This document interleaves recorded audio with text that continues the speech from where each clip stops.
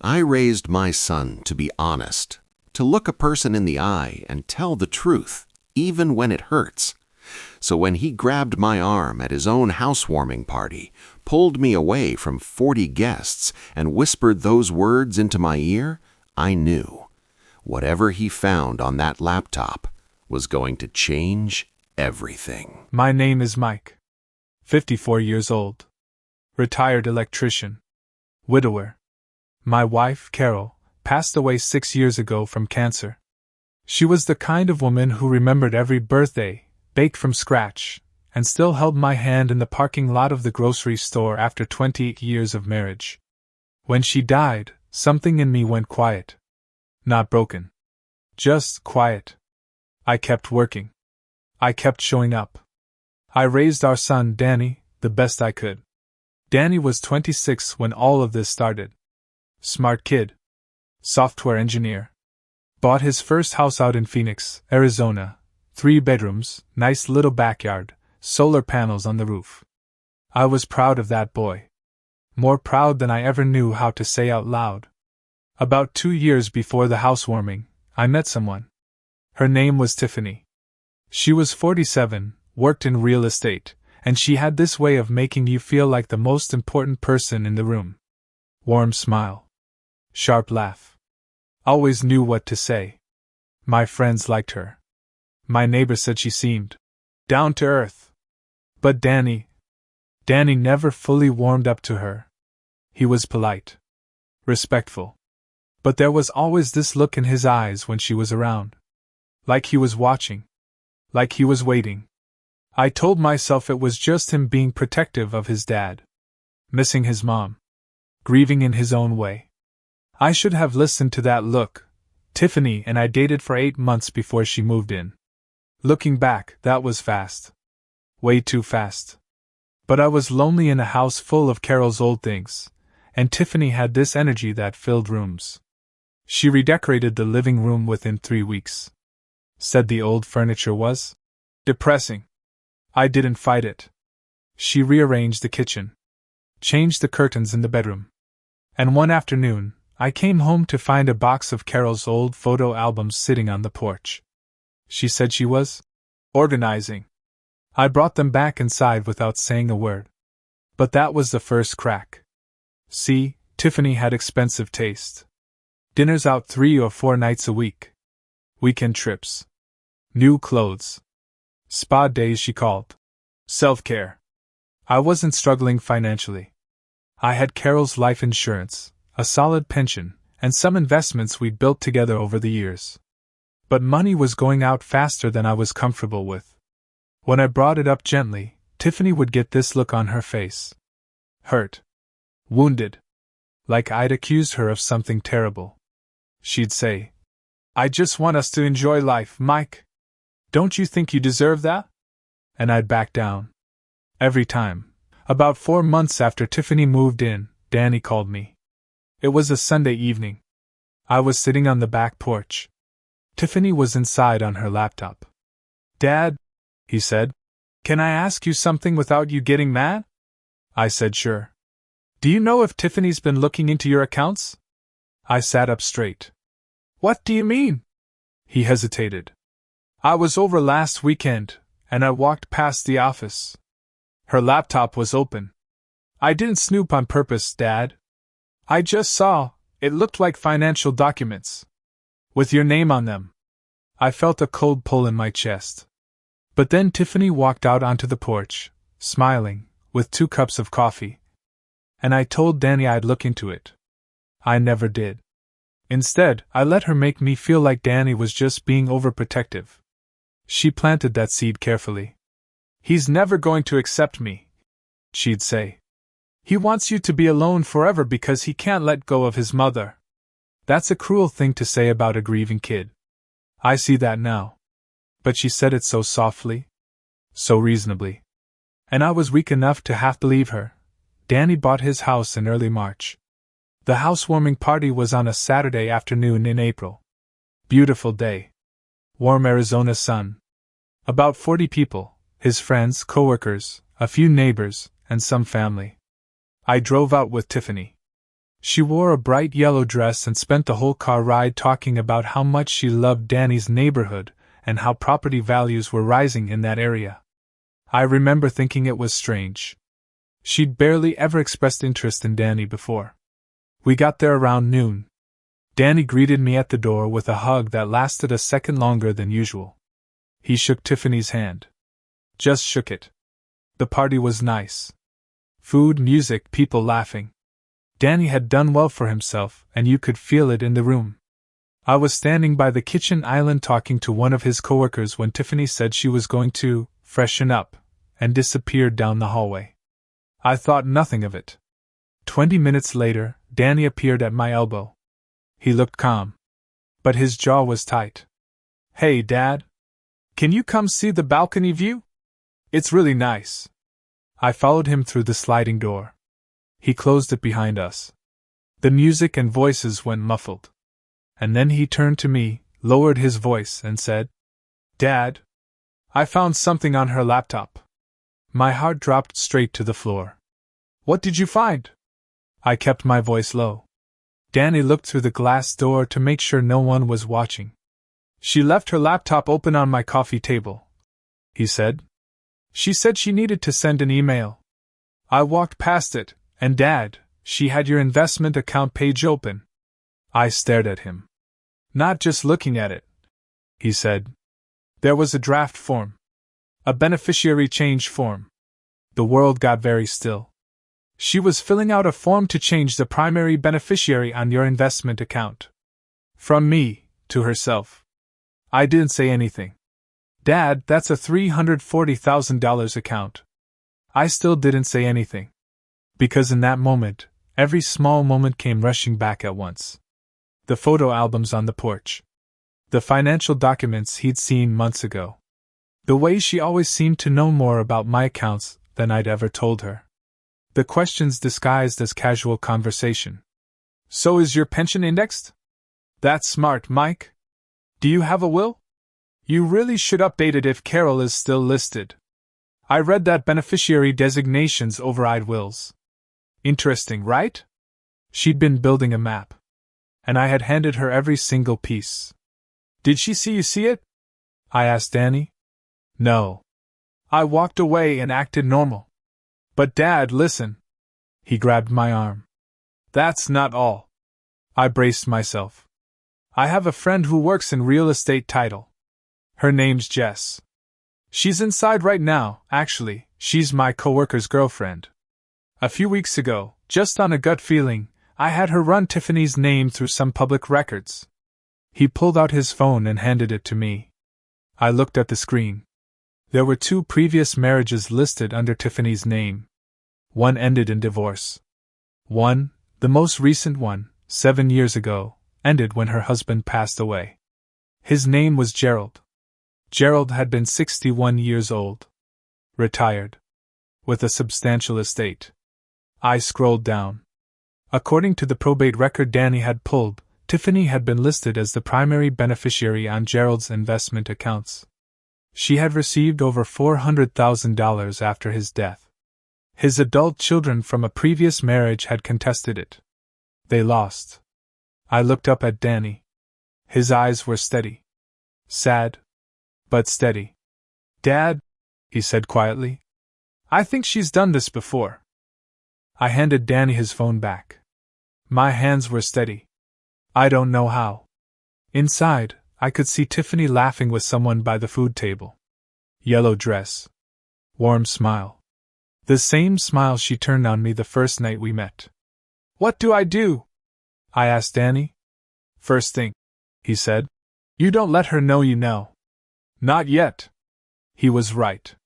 If Tiffany suspected I'd found out, she'd either disappear, destroy evidence, or worse, accelerate whatever she was planning. "Second thing," Danny said, "you need to call your financial advisor first thing Monday morning." I nodded. "And Dad?" He looked at me. "I need you to stay calm in there. For the next 2 hours. Can you do that?"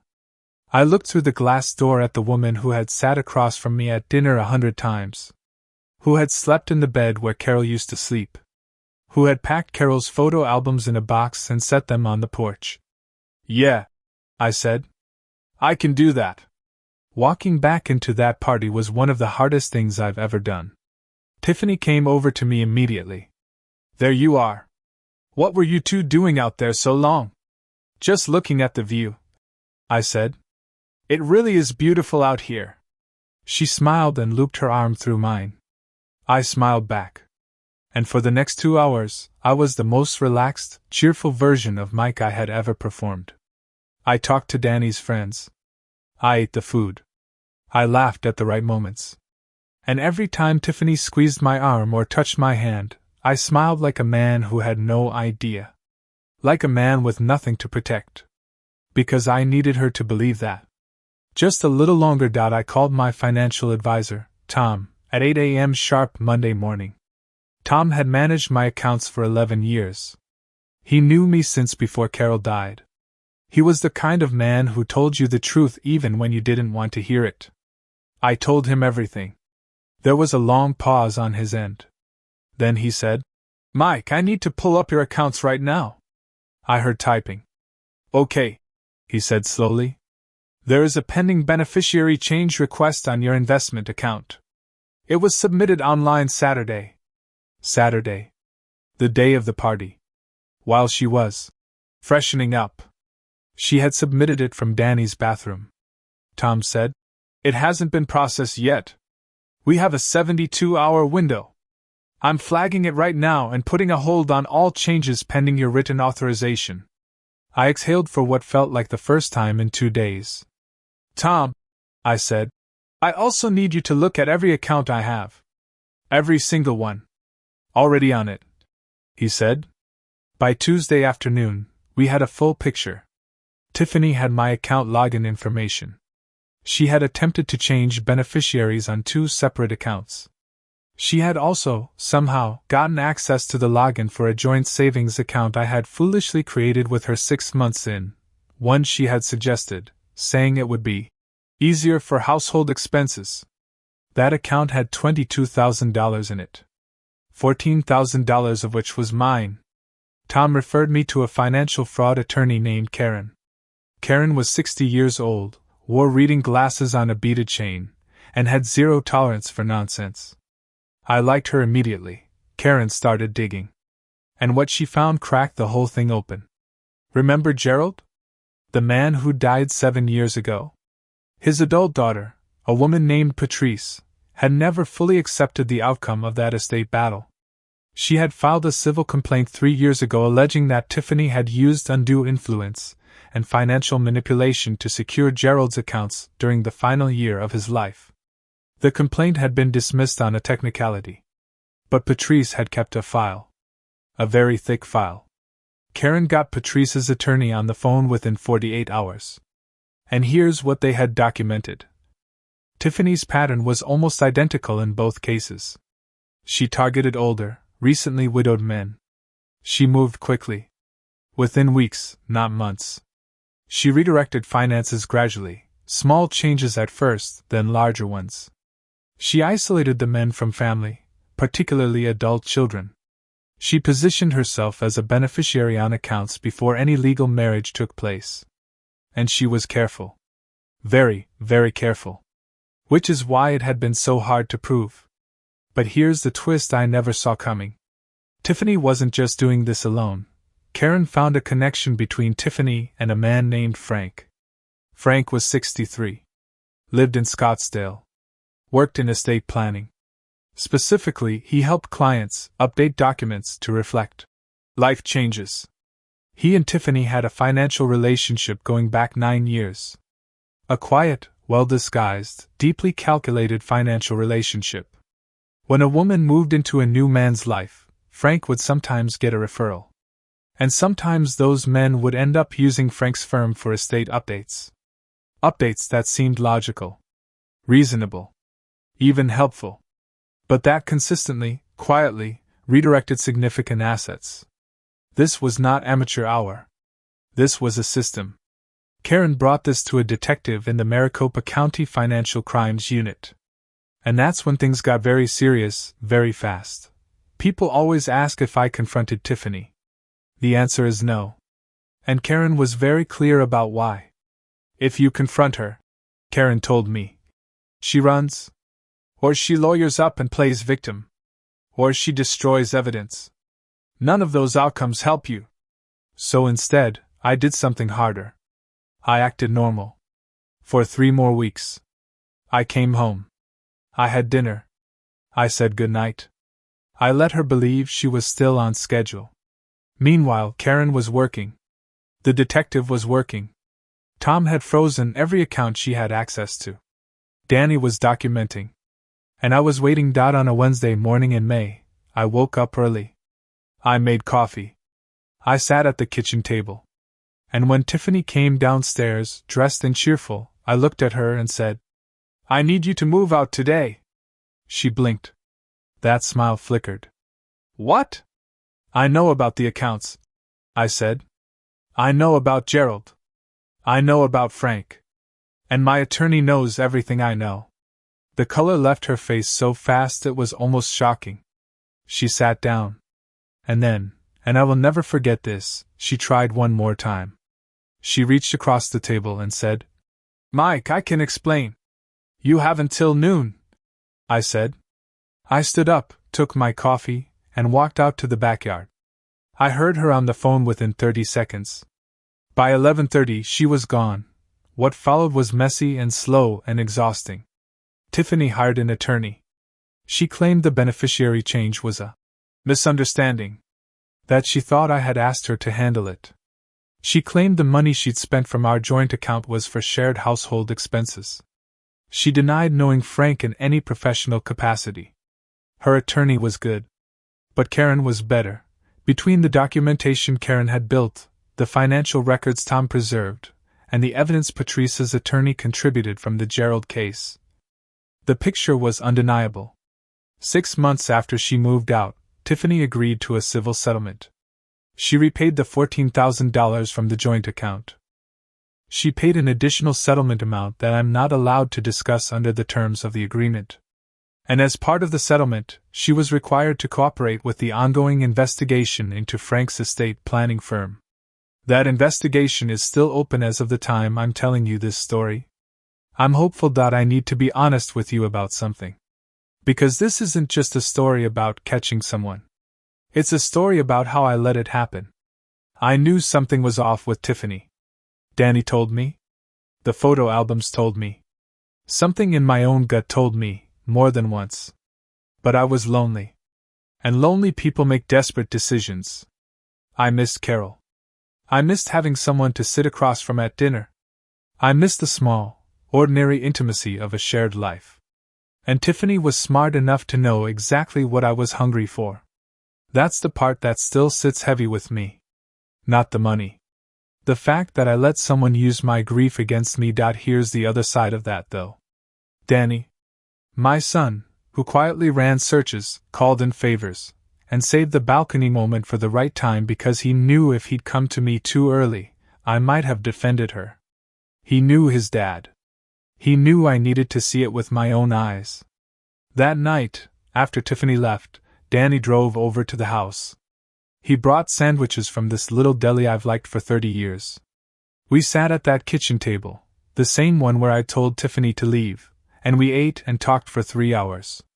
About Carol. About how much she would have hated Tiffany. We laughed about that. And then Danny said something that I keep coming back to. He said, "Dad, Mom used to say that the truth always finds the light eventually. You just have to stop drawing the curtains." I had to take a long drink of water after that. Because that was exactly something Carol would say. If you're a parent watching this, listen to your kids when they get quiet around your new partner. Kids, especially adult kids, see things from the outside that you can't see from the inside. They're not always jealous. They're not always overprotective. Sometimes they're just watching. And waiting. Because they love you. If you're someone who's been widowed or divorced and you're starting over, go slow. Not because love isn't real, but because predators are patient. They will match your pace. They will say all the right things. They will fill exactly the shape of the hole you're carrying. And they will wait for you to hand them the keys. Don't hand anyone the keys. Not to your home. Not to your accounts. Not to your grief. Those things belong to you. It's been about 14 months since all of this. I'm doing okay. The house feels like mine again. I put Carol's photo albums back on the shelf in the hallway where they belong. I'm not dating anyone. Maybe someday. But right now I'm good. Danny came to visit last month. We grilled steaks in the backyard. He brought his girlfriend, a quiet, sharp young woman named Jess, the same Jess who ran the public records search. They've been together about 6 months. I like her. There's nothing performative about her. She doesn't try to fill a room. She just listens. And she looks at my son like he hung the moon. That's enough for me. At the end of the night, when they were getting ready to leave, Danny gave me a hug at the door. And I said, "Hey." He looked at me. "Thank you?" "For the balcony." He smiled. "Always, Dad." My son pulled me onto a balcony and whispered 6 words that saved my future. I spent 40 years teaching him to tell the truth. Turns out, he was paying attention the whole time. If this story hit close to home, share it with someone who needs to hear it. And if you've ever been the kid on the balcony, fighting for a parent who couldn't see what you saw, this one's for you. Like, subscribe, and I'll see you in the next one.